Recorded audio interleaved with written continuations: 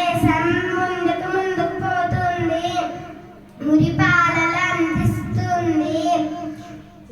జాతి ప్రగతికి రూపినిచ్చే, జగతి జనులకు శాంతినిచ్చే మార్గదర్శకమైన దేశం, మల్లు కొరిపే స్వర్గ